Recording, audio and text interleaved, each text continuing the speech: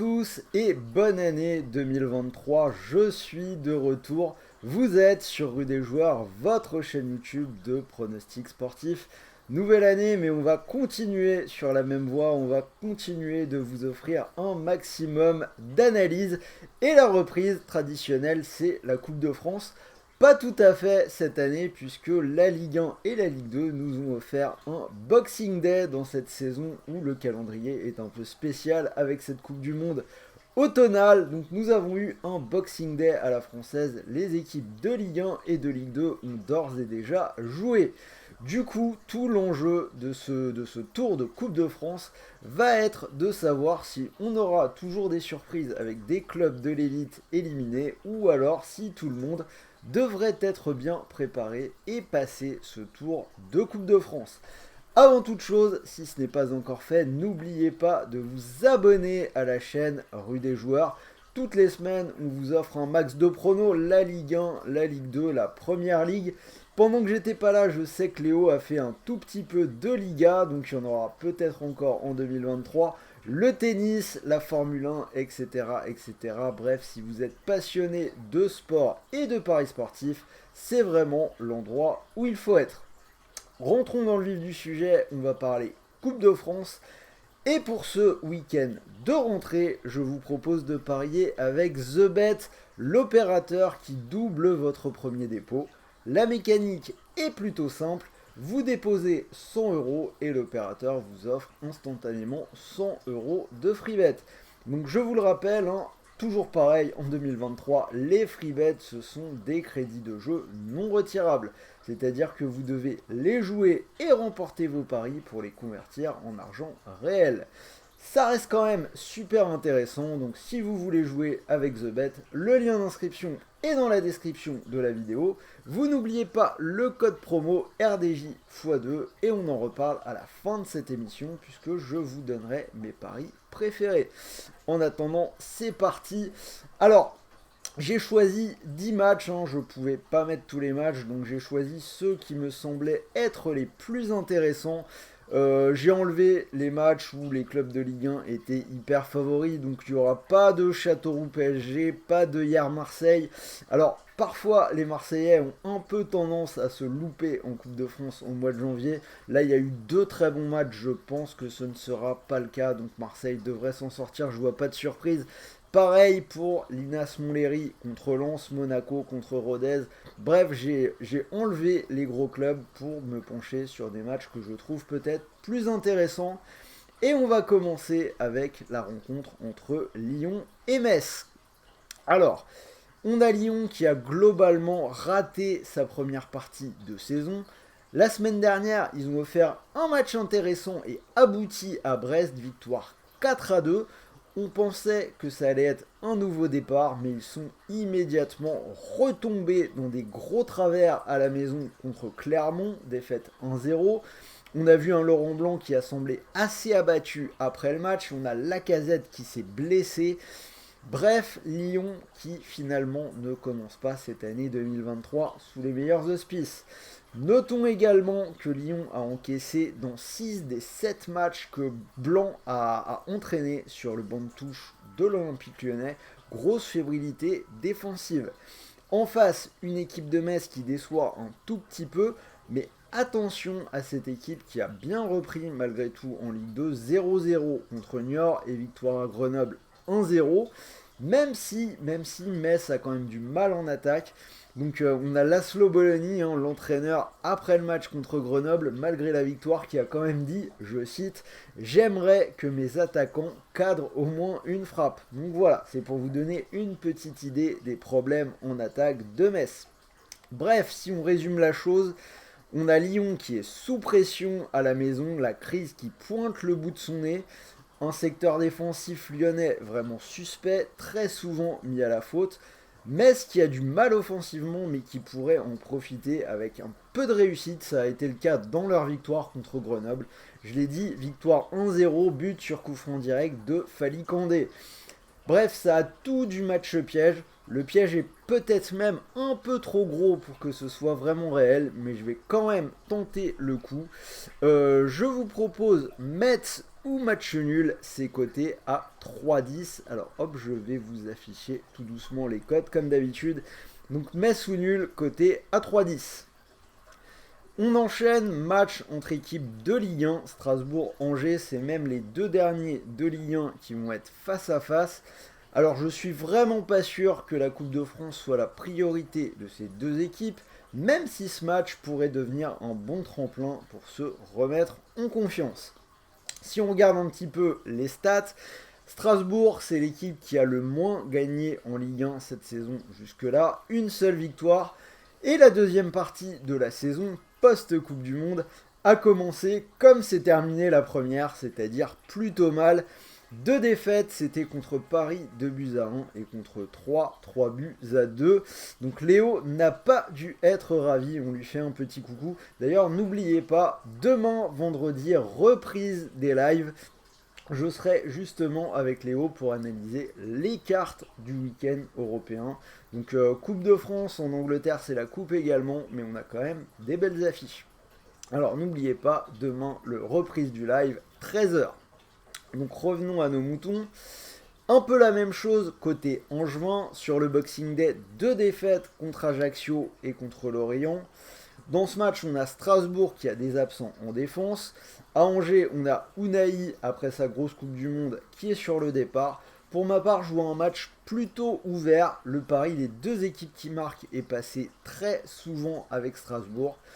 Personnellement, je vois Strasbourg quand même plutôt au-dessus, mais cette saison, c'est 0 victoire à domicile. Ça fait un moment qu'on dit que Strasbourg est au-dessus, mais au final, ça ne passe pas. Ils n'ont pas beaucoup de réussite. Il y a bien un moment où ça va tourner, mais pour le moment, c'est pas le cas. Donc je préfère les deux équipes qui marquent. C'est coté à 1,67. Lille 3, et ben en fait je vais prendre le même pari sur celui-là, ce sera les deux équipes qui marquent, quasiment la même cote, 1,68. On a deux équipes joueuses qui vont être face à face. Lille est quand même plutôt séduisant depuis le début de saison. Paulo Fonseca qui prône le jeu, même si ça manque parfois un tout petit peu d'efficacité. Alors côté lillois, on a le pari, les deux équipes qui marquent qui étaient passées sur les 9 premières journées de la saison. C'est un tout petit peu plus pragmatique depuis, mais ça passe quand même assez souvent. Quand on voit que ça passe également quasiment à tous les matchs de 3, on peut se dire que c'est un pari qui semble intéressant. On pouvait se demander comment le jeu troyen allait évoluer avec le départ de Bruno Irles et l'arrivée de Patrick Kisnorbo, qu'on connaît pas forcément bien, hein, qui a entraîné en Australie. Alors pour ceux qui ont vu le match un peu fou des Troyens à Strasbourg, je pense qu'on peut se dire que les Troyens vont garder les mêmes intentions, qui vont rester joueurs. On rappelle, victoire 3 buts à 2 à la Méno, donc pour moi, les deux équipes marquent. Alors, Pau-Montpellier, nouveau match piège pour une équipe de l'élite contre une équipe de Ligue 2. Certes, Pau a mal repris sur ce Boxing Day. 2 défaites contre le PFC et à Niort, mais avant la Coupe du Monde, on a une équipe de Pau qui est restée sur 7 matchs sans défaite, c'est quand même plutôt intéressant. Et surtout, seulement 2 défaites à la maison cette saison. A l'inverse, Montpellier a gagné à l'extérieur pour la reprise, c'était à Lorient, mais ça reste malgré tout une rareté, puisque Montpellier n'a gagné que 3 fois à l'extérieur depuis mars 2022, et depuis ce match contre Lorient, ils ont perdu contre l'OM à la maison. On ajoute que Kazri est toujours en convalescence après sa blessure de la Coupe du Monde. Savanier est suspendu pour ce match de Coupe de France. Pour moi, ça sent vraiment le gros piège. Il y a une bonne value sur Pau. Je vais quand même prendre la double chance. Pau ou nul 1,75. Je trouve que c'est plutôt bien payé. Bordeaux-Rennes, c'est peut-être le plus beau match de cette carte de Coupe de France, match qui sent bon la Ligue 1, même si Bordeaux est maintenant en Ligue 2, vous le savez. Bordeaux qui est quand même plutôt bien engagé dans la course à la montée, ils sont deuxième, ils viennent de battre Sochaux qui est un adversaire direct, ils font un parcours quasiment sans faute à la maison. En face, une équipe de Rennes qui est en course pour la Ligue des Champions. Mais pour la reprise, ils ont concédé leur première défaite depuis le mois d'août. Ça s'est passé contre Reims, 3 buts à 1. Je pense qu'on reparlera dans les prochaines vidéos Ligue 1 de cette équipe de Reims de Will Steele qui marche plutôt très très fort en ce moment. Alors, après ce match, Rennes a battu Nice 2-1, mais ils ont perdu Martin Terrier qui s'est fait le genou, saison terminée. Alors, si on essaye de réfléchir un petit peu, on peut se dire que Rennes a des échéances européennes qui arrivent. Ils sont en course pour la Ligue des Champions. Ça pourrait faire un petit peu tourner. Donc entre Bordeaux qui joue un petit peu, j'ai envie de dire, sa Ligue des Champions à lui pour la saison, et Rennes qui voudra sans doute s'économiser, qui va sans doute pas forcément prioriser cette compétition, je vois un match compliqué. J'ai tenté le match nul entre ces deux équipes, c'est coté à 3,55. Celui-là, je l'aime bien. Alors, on va passer aux rencontres entre équipes de Ligue 2. Grenoble-Nîmes, beau match entre équipes de seconde division. Grenoble qui a réussi une très belle première partie de saison, mais qui s'est bien loupé là sur la reprise. 2 défaites sans marquer, 2-0 à Quevilly et 1-0 à domicile contre Metz.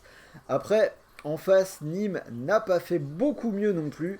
Ils se sont inclinés contre Guingamp 2-1 à domicile avant un match nul à Annecy 0-0. Alors, malgré la reprise ratée, Grenoble a quand même été solide à la maison jusque-là. Nîmes n'a pas gagné à l'extérieur cette saison en Ligue 2. C'est pour cette raison que je vais quand même donner la victoire aux Grenoblois. Beau doublement de mise 2-0-7. PFC Valenciennes, là aussi on est entre équipes de Ligue 2, je m'attends à un match plutôt fermé.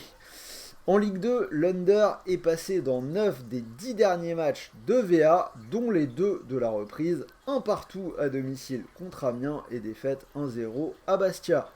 Côté PFC, c'est un peu la même chose, c'est passé dans 6 des 7 derniers matchs. Un seul but marqué en tout dans les 2 matchs de reprise, victoire 1-0 à Pau et 0-0 contre le Havre. Je vais continuer sur cette tendance, pour moi, moins de 2,5 buts, c'est coté à 1,60. Jura Sud Ajaccio, celui-là je l'ai mis parce que je sens encore un beau spot pour un match piège pour une équipe de Ligue 1. Jura Sud, premier de sa poule de National 2, seulement 2 défaites en 14 journées. Ils reçoivent donc Ajaccio, 16e de Ligue 1, qui se bat pour son maintien. Alors, ils font malgré tout des bonnes choses en ce moment. Une seule défaite lors des 4 dernières journées. Mais c'est typiquement le genre de match où je sens qu'on va voir arriver une équipe de National 2 sans complexe face à une équipe de Ligue 1 qui lutte pour sa survie. La prochaine journée arrive très vite. Ajaccio va jouer contre une équipe de Reims qui est en grande forme. Je sens bien le bourbier. Je vais vous proposer Jura Sud ou nul. On est au-dessus du doublement de mise. C'est coté à 2,12. Avranches-Brest, alors celui-là je l'ai mis parce que j'ai réfléchi, est-ce que ça pouvait être un piège là aussi. Une équipe de National 1 contre une équipe de Ligue 1, je suis pas bien sûr qu'il y ait un piège là-dedans.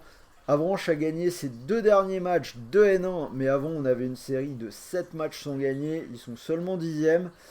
Brest a perdu ses 2 matchs du Boxing Day, mais ils ont quand même joué contre Lyon et contre Monaco. Et surtout, on a Eric Roy qui arrive sur le banc. Donc je pense qu'on aura clairement des joueurs concentrés pour les débuts de leur nouveau coach. Pour moi, pas de surprise sur celui-là. Je vais partir sur Brest. Alors par contre la cote Brest à 1,26 ça vaut vraiment pas le coup, hein. Je vous conseille de pas parier là-dessus, de pas prendre ça, c'est vraiment trop minime pour le risque. Et dernier match, Dunkerque-Auxerre, alors on a 2 équipes qui étaient en Ligue 2 l'année dernière, Dunkerque est descendu en National, Auxerre est monté de son côté en Ligue 1, alors en National Dunkerque est 5e, mais on a une équipe qui n'a gagné aucun de ses 3 derniers matchs à domicile. Auxerre de son côté a également repris avec 2 défaites contre Monaco et Nantes. Néanmoins, là je vois quand même l'équipe de Ligue 1 s'imposer. Je pense pas qu'il y ait de surprise dans celui-là et c'est coté à 1,57. Donc voilà, 10 matchs, 10 analyses, un prono par match. Si vous voulez mettre une petite pièce sur le combiné global, on a une cote à 750, on sait jamais. Un petit euro, ça fait toujours plaisir si par hasard ça venait à passer. Alors, c'est la Coupe de France, hein, je pense pas que ce soit le genre de week-end pour vous proposer un combiné entre guillemets safe pour doubler la mise. La coupe c'est plutôt fait pour jouer la surprise. Donc là j'ai sélectionné deux matchs. Là-dedans il y a les deux values qui me semblent les plus intéressantes. Pour ceux qui aiment le plus le risque, je vous propose le nul entre Bordeaux et Rennes qui me plaît beaucoup, je vous l'ai dit, c'est coté à 3,55. Et le deuxième, c'est Pau ou nul contre Montpellier à 1,75. Ce sera mes deux paris préférés si je devais choisir un coup à tenter quelque chose là-dedans. Alors je vous le répète, vous pouvez profiter du bonus The Bet, mécanique simple, vous déposez 100 € et l'opérateur vous offre 100 € de free bet. Donc si vous déposez vos 100 € sur le nul entre Bordeaux et Rennes, si ça passe, vous pourriez remporter 355 €. Et malheureusement, si le pari ne passe pas, ça reste la Coupe de France, ça reste un coup. Il vous restera toujours les 100 € de freebet pour continuer de jouer. Donc je vous rappelle, freebet, crédit de jeu non retirable, vous devez les jouer et remporter vos paris pour les convertir en argent réel. Ceci étant dit, comme d'habitude, on vous rappelle les règles de sécurité par rapport à l'addiction en 2023, ça n'a pas changé. Les jeux de paris sportifs sont interdits aux mineurs et même pour les majeurs, pensez vraiment à jouer en fonction de vos moyens. Vraiment en 2023, on est là pour échanger sur le foot, pour nous amuser entre nous, pour profiter des émissions. Mais voilà, n'allez pas vous mettre dans la galère en perdant de l'argent que vous ne pouvez pas vous permettre de perdre. C'était le petit rappel. Alors encore une fois, je vous souhaite une excellente année. Ça me fait plaisir de vous retrouver et ça va s'enchaîner très vite, je vous l'ai dit. Le live, c'est demain sur les cartes européennes. On sera en direct avec Léo à partir de 13h. Sur ce, je vous souhaite de bons matchs, de bons paris, de bons gains et à très vite pour la suite des vidéos. Salut à tous!